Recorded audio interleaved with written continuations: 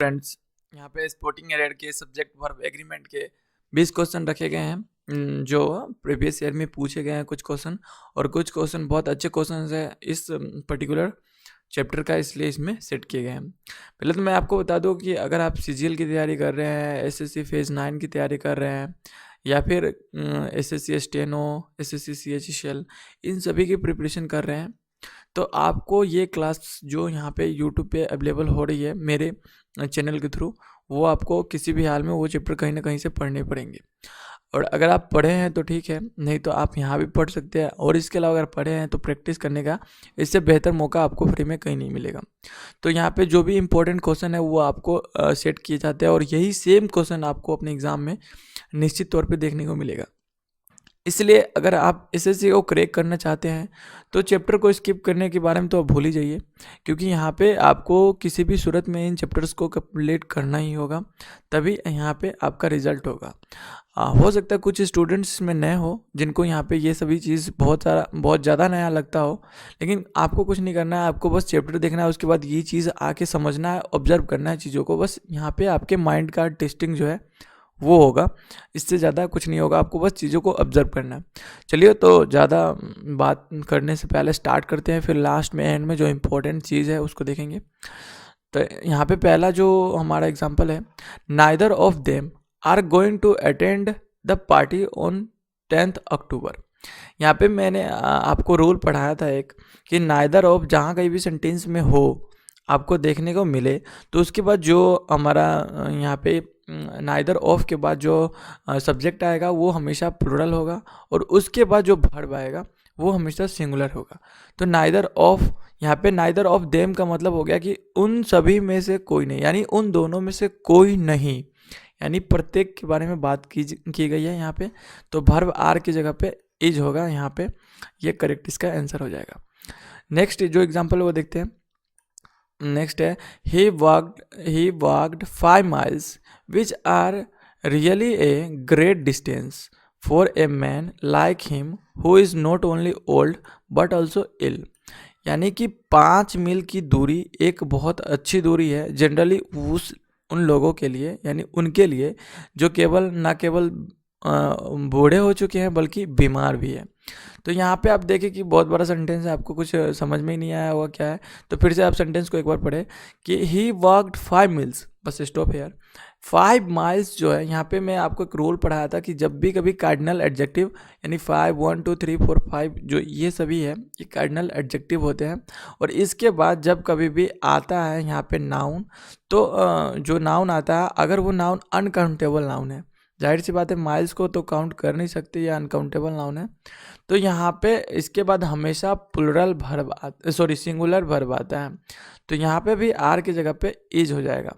अच्छा, एक रूल और यहाँ पे, अगर आप इंग्लिश थोड़ा बहुत जानते हैं तो समझेंगे कि देखें तो he walked 5 miles which are, तो यहाँ पे आर नहीं होगा, इज होगा, विच इज, तो आर मान के ही पढ़ते हैं, which are really a great distance. और यहाँ पे देखें ना, ए ग्रेट डिस्टेंस, कोई एक बहुत अच्छी दूरी, तो यहाँ से भी आप इसको रिलेट कर सकते हैं, और यहाँ पे आर की जगह पे इज होगा। जनरली रूल से चलना है, तो रूल यहाँ पे सेंस में भी आप देखें तो यहाँ पे आर की जगह पे आपको यहाँ पे इज करना होगा। आप इस चैप्टर में, पर्टिकुलर चैप्टर में, आप सिर्फ वर्ब पे ध्यान दें, वर्ब से यहाँ पे क्वेश्चन आपको मिलेंगे यहाँ पे, क्योंकि ये सब्जेक्ट वर्ब एग्रीमेंट है। यहाँ पे सब्जेक्ट के अकॉर्डिंग वर्ब है कि नहीं है, और है तो मतलब सही है या गलत है, यही देखना है आपको। ओके, चलिए नेक्स्ट एग्जांपल समझते हैं। Either of my colleagues, sorry either of नहीं है, तो आइदर माई कलीग और a peon are coming home with the material today. Okay, तो यहाँ पे ये फिर से आप एक रूल याद करेंगे सब्जेक्ट वर्ब एग्रीमेंट में, जो आपने पढ़ा था कि जहाँ कहीं भी वो आइदर और सेंटेंस में आए, नाइदर नोर आए, और आए, नन आए, इन सभी के बाद जो नियरेस्ट सब्जेक्ट होता है, तो इन देखिए नियरेस्ट सब्जेक्ट यानी वर्ब के नियरेस्ट सब्जेक्ट, तो वर्ब यहाँ पे आर कमिंग है, तो नियरेस्ट सब्जेक्ट क्या हो जाएगा, प्यून, अप्यून हो जाएगा। तो यहाँ पे जब कभी भी ये सेंटेंस में आते हैं तो वर्ब जो आते हैं वो according to the nearest subject आते हैं। तो नियरेस्ट सब्जेक्ट क्या है, अप्यून है। अप्यून कैसा है सब्जेक्ट है, सिंगुलर है, प्लूरल है, तो आप जाहिर सी बात है अप्यून, कोई एक प्यून है तो सिंगुलर ही सब्जेक्ट है ना यहाँ पे, तो यहाँ पे आर के जगह पे इज हो जाएगा। ओके, आप बना पा रहे होंगे, उम्मीद करता हूँ मैं, क्योंकि आपने चैप्टर पढ़ा होगा। और नहीं पढ़ा है तो आप ज़रूर से चैप्टर पढ़ें, मैं खुद पढ़ाया हूँ। 26-27 रूल है इसके, स्पेशल रूल, उन पे ये सभी क्वेश्चन आपको यहाँ पे बनते हैं इस चैप्टर से। तो लिंक डिस्क्रिप्शन में है उस वाले वीडियो का, आप ज़रूर उस क्लास को टेकअप करें।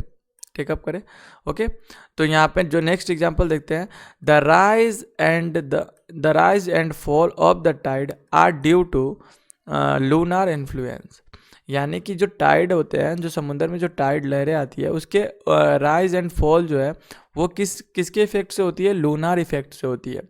तो यहाँ पे देखिए, आपने रूल पढ़ा होगा कि अगर किसी दो एडजेक्टिव, नाउन या किसी दो सब्जेक्ट से पहले अगर आर्टिकल द है, इकट्ठे द है, यानी दोनों में अलग अलग नहीं है, यानी the rise and the fall नहीं है, तो यहाँ पे जो सब्जेक्ट है उसको सिंगुलर माना जाएगा और सिंगुलर होता है। और यही मेन सब्जेक्ट है आपका इस वाले सेंटेंस के लिए। तो the rise and the fall, अगर यहाँ पे the rise and the fall रहता तब यहाँ पे सब्जेक्ट क्या हो जाता? प्लुरल हो जाता, क्योंकि यहाँ पे दो अलग अलग चीज़ों के बारे में बात करी जा रही होती। लेकिन यहाँ पे एक ही आर्टिकल है आपका द दोनों से पहले the rise and fall of the tide are due to lunar influence. यहाँ पे मेन सब्जेक्ट यहाँ पे द टाइड नहीं है आपका, the rise and the fall है। क्योंकि आप सेंस से पकड़ सकते हैं कि जो टाइड में द राइज एंड फॉल होते हैं उसके बारे में बात की गई है, वो किसके कारण होते हैं? लूनार इफेक्ट के कारण होते हैं। तो यहाँ पे आर के जगह पे क्या हो जाएगा? आर के जगह पे इज मेंशन होना चाहिए यहाँ पे, तभी सेंटेंस क्या हो जाएगा? करेक्ट हो जाएगा। आप चीज़ों को रिलेट कर पा रहे होंगे, बहुत अच्छी बात है। चलिए ये वाले क्वेश्चन आप खुद से बनाएं।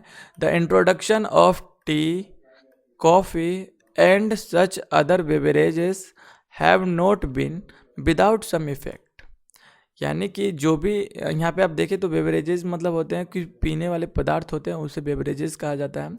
तो the introduction of tea, coffee and such other beverages have not been without some effect.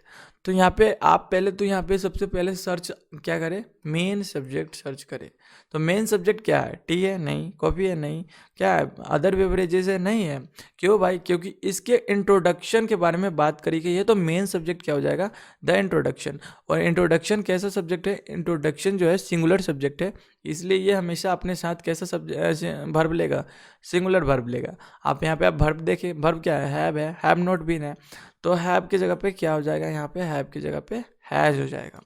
और ये हैज़ सिंगुलर सब्जेक्ट के लिए यहाँ पे यूज़ होगा। ओके, चलिए नेक्स्ट सेंटेंस देखते हैं।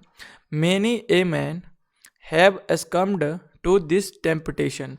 अब यहाँ पे सबसे पहले आप देखें तो मेनी ए, यहाँ पे आपने एक रूल पढ़ा था सब्जेक्ट वर्ब एग्रीमेंट में कि मेनी अ के बाद हमेशा सिंगुलर वर्ब यूज़ होता है।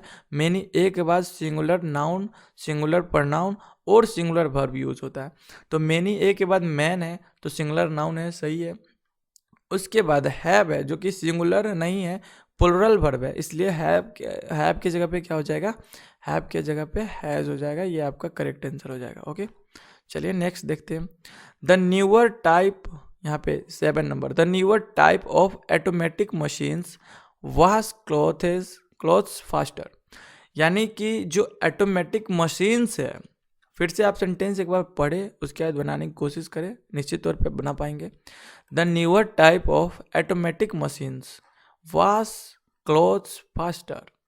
यानी कि जो ऑटोमेटिक मशीन्स है, मेन सब्जेक्ट ये नहीं है मेरे भाई, मेन सब्जेक्ट ये है। ऑटोमेटिक मशीन्स के जो न्यूअर टाइप है वो क्या करता है? क्लॉथ को यानी कपड़े को बहुत तेज़ी में धोता है। तो यहाँ पे द न्यूअर टाइप जो सेंटेंस है यही इस सेंटेंस का सब्जेक्ट है।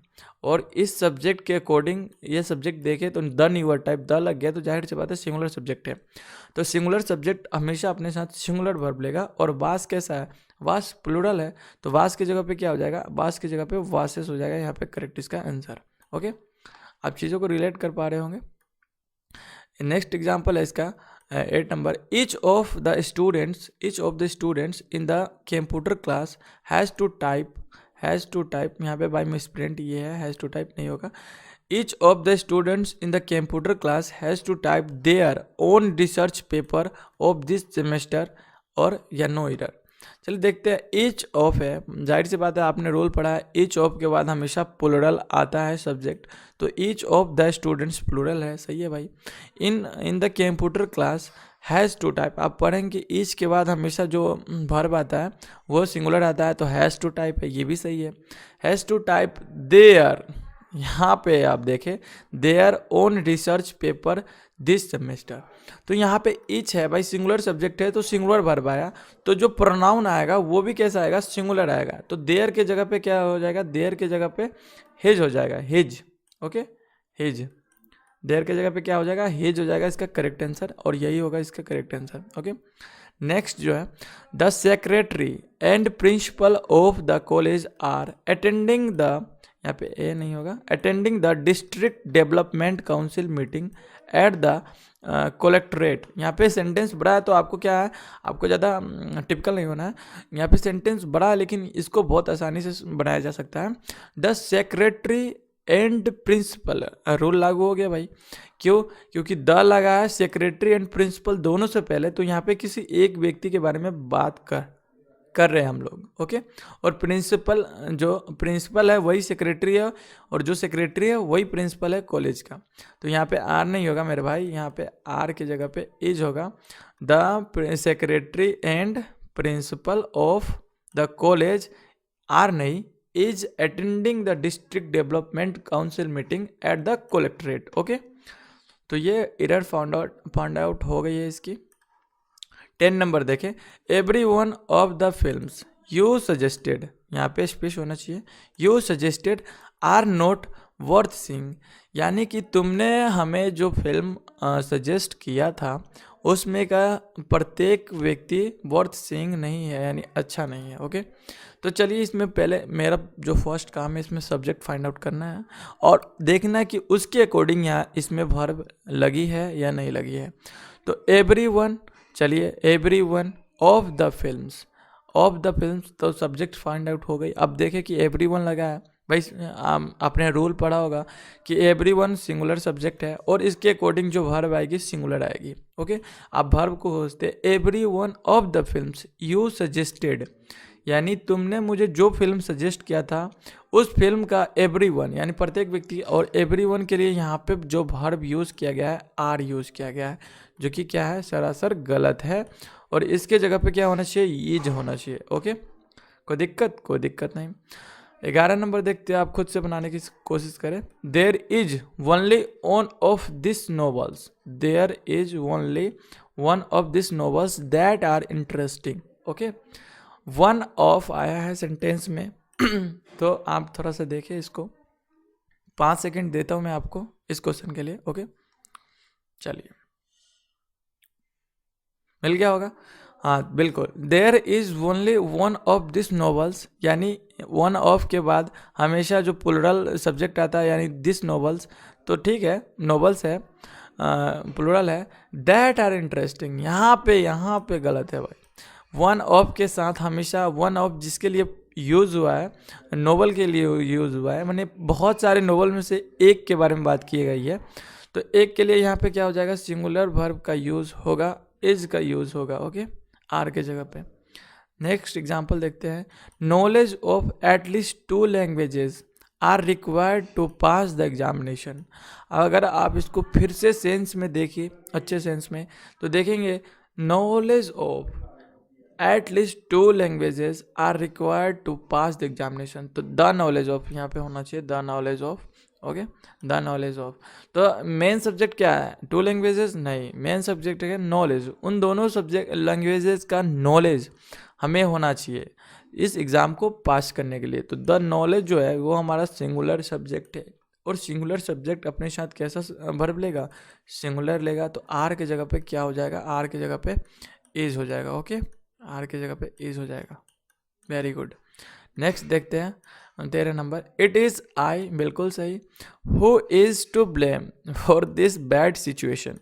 और आप एक और रूल है सब्जेक्ट वर्ब एग्रीमेंट में कि इट इज़ के बाद हमेशा आई लगता है, और आई जो सॉरी हमेशा आई नहीं लगता, अगर इट इज़ के बाद आई है और who relative pronoun, relative pronoun का रूल आ गया यहाँ पे। हु किसके लिए यूज़ हुआ है, आई के लिए। और आई हमेशा कैसे, आई अपने साथ क्या लेता है, आई अपने साथ एम लेता है, इज नहीं। ओके, आई अपने साथ क्या लेता है, एम लेता है। It is I who am to blame for this bad situation. Okay, correct. चलिए 14 नंबर जो है, romanticism of melancholy in the art literature and the reason for insensitivity of those suffering from depression. अब यहाँ पे देखिए तो main subject को फिर से फाउंड आउट करने की कोशिश करें। अब सेंटेंस बड़ा है, कोई बात नहीं, बहुत आसानी से बनेगा। Romanticism of melancholy in art and literature are the reason for insensitivity of those suffering from depression. यानी कि आर्ट और लिटरेचर में, यानी कि जो यानी थोड़ा सा मतलब कट्टरपंथी की जो भावना है वही कारण होता है लोगों के डिप्रेशन का। ओके, तो यहाँ पे जो मेन जो हमारा सब्जेक्ट है उसको देखेंगे तो क्या हो जाएगा, रोमांटिसिज्म हो जाएगा। रोमांटिसिज्म क्या है, अनकाउंटेबल नाउन है भाई। तो ये हमेशा अपने साथ कैसा वर्ब लेगा, सिंगुलर वर्ब लेगा। अब चलिए वर्ब खोजते हैं। Romanticism of the melancholy in the art and literature are the reason. यहाँ पे मिल गया हमारा एरर। यहाँ पे आर की जगह पे क्या हो जाएगा, इज हो जाएगा, आर नहीं, is the reason. Okay, patience as well as perseverance are necessary for the success. आपने एक रूल पढ़ा था कि एज वेल एज जब कभी भी सेंटेंस में लगे तो जो वर्ब आता है वो पहले वाले फर्स्ट सब्जेक्ट के अकॉर्डिंग आता है। तो यहाँ पे जो इस सेंटेंस में जो वर्ब आया है आर, ये आएगा किसके अकॉर्डिंग, पेशेंस के अकॉर्डिंग। तो पेशेंस क्या है, हमेशा अनकाउंटेबल नाउन है तो ये अपने साथ इज लेता है। सब्जेक्ट सब्जेक्ट जो है सिंगुलर है तो वर्ब भी सिंगुलर होना चाहिए। ओके, चलिए नेक्स्ट देखते हैं। नेक्स्ट क्या है हमारा, in Singapore my brother in law with his wife were present at the function. आपने एक और रूल पढ़ा है, जब कभी भी हम सेंटेंस में विथ देखते हैं तो विथ से पहले, यानी वहाँ पे जो उस सेंटेंस में जो वर्ब आता है वो पहले वाले यानी फर्स्ट सब्जेक्ट के अकॉर्डिंग आता है। तो फर्स्ट सब्जेक्ट क्या है, माई ब्रदर इन लॉ, जो कि एक ही व्यक्ति है, और एक व्यक्ति यानी सिंगुलर सब्जेक्ट, तो सिंगुलर सब्जेक्ट अपने साथ सिंगुलर वर्ब लेगा। तो यहाँ पे वेयर की जगह पे वाज हो जाएगा। Okay, was is the correct answer. चलिए नेक्स्ट देखते हैं। नेक्स्ट है 17 number, A hot and cold spring, A hot and A cold spring was found near each other. यहाँ पे अब देखिए कि जो ए है इंडेफिनिट आर्टिकल जो है ये इससे हॉट से पहले भी लगा है और एक कोल्ड से पहले भी लगा है, यानी दो अलग अलग सिचुएशन के बारे में हम बात कर रहे हैं। यानी स्प्रिंग सीजन की दो अलग अलग जो यानी इसको बोल सकते हैं दो अलग अलग सेशन बोल सकते हैं, यानी दो अलग अलग मंथ्स बोल सकते हैं। दो अलग अलग यहाँ पे हॉट एंड कोल्ड वेदर है, अलग अलग वेदर के बारे में बात करी गई है स्प्रिंग सीजन के लिए। तो यहाँ पे देखेंगे तो यहाँ पे टू डिफरेंट थिंग्स है जिसके लिए वेयर का उपयोग होना चाहिए, वाज का नहीं। वेयर यहाँ पे करेक्ट इसका आंसर हो जाएगा। ओके, यहाँ पे जो सब्जेक्ट है वो हमेशा ये प्लुरल है तो यहाँ पे वर्ब भी हमेशा प्लुरल आना चाहिए प्लुरल सब्जेक्ट के साथ। आइदर ऑफ द रोड, यहाँ पे 18 नंबर के बारे में बात करें। Either of the roads lead to the park या नो इधर। जब कभी भी आइदर ऑफ आता है तो उसके बाद जो आइदर ऑफ के बाद जो भी हमारा यहाँ पे नाउन आता है वो हमेशा प्लुरल आता है, रोड्स है बिल्कुल। लेकिन आइदर ऑफ हमेशा अपने साथ कैसा सब्जेक्ट ये लेता है, वर्ब हमेशा अपने साथ सिंगुलर वर्ब लेता है, इसलिए लीड जो है प्लुरल है तो इसको लीड्स कर देते हैं, लीड्स सिंगुलर हो जाएगा। ओके, 19 नंबर देखते हैं। वन ऑफ माई डिजायर्स, यानी मेरे बहुत सारे डिजायर्स में से एक के बारे में बात कर रहे हैं। One of my desires are to become a doctor. देखिए आप इसको 5 सेकेंड आपके पास है। चलिए बिल्कुल, यहाँ पे वन ऑफ माई डिजायर्स जो है तो वन ऑफ जो है, वन ऑफ एक सिंगुलर सब्जेक्ट है और इसके लिए सिंगुलर वर्ब का यूज़ होना यहाँ पे मस्ट है। तो आर की जगह पे ये हो जाएगा, यानी मेरे बहुत सारे डिजायर्सों में से एक जो मेरा डिजायर है वो डॉक्टर बनना है। ओके, द होल ब्लॉक, यहाँ पे ब्लॉक होगा। ओके, ब्लॉक के मिस प्रिंट है। The whole block of flats including 2 shops were destroyed in the fire. यहाँ पे देखिए तो मेन सब्जेक्ट क्या है, मेन सब्जेक्ट है the whole block of the flats, यानी द होल, यानी पूरा जो ब्लॉक है यही हमारा मेन सब्जेक्ट है। इसके बाद ये सभी जो अलग से यानी इंक्लूडिंग 2 शॉप्स जो यहाँ पे ऐड किया गया है, ये सब्स्टिट्यूशन है इसका, ये मेन सब्जेक्ट नहीं है। मेन सब्जेक्ट है the whole block. All the whole block के अकॉर्डिंग ही यहाँ पे वर्ब चेंज होगा और वाज वेयर की जगह पे वाज यहाँ पे इसका करेक्ट आंसर हो जाएगा और वाज होना चाहिए। ओके, चलिए ये इसका 20 के 20 क्वेश्चन आपने कंप्लीट कर लिए। आप इसमें से देखें और कॉन्फिडेंट फील करें कि आप इनमें से कितने क्वेश्चन इसमें से बना पाए हैं। फर्दर आपको लगता है इसमें से कोई भी टॉपिक में आपको कहीं प्रॉब्लम है तो हो सकता है मैं, अगर आपकी ज़्यादा प्रॉब्लम्स इसमें क्रिएट हो तो मैं आपके लिए एक और क्लास लेके आऊँगा। अगर आपने पहले वाला क्लास नहीं देखा है सब्जेक्ट वर्ब एग्रीमेंट का, उसको ज़रूर देखें, क्योंकि मेरे भाई एसएससी का जो एग्ज़ाम है उसको बिना सब्जेक्ट वर्ब एग्रीमेंट को कंप्लीट किया आप नहीं कर सकते।